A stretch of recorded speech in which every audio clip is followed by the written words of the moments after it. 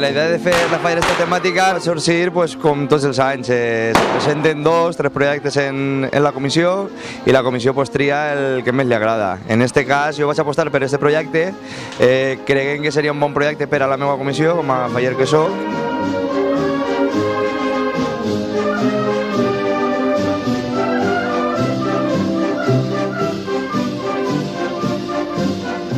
Fer la falla de la teva comissió sempre t'ho curres una miqueta més en el tema de que saps que eres faller de la teva comissió, no vols fallar-li a la teva falla i intentes fer una miqueta més sempre de lo que realment te paga la comissió.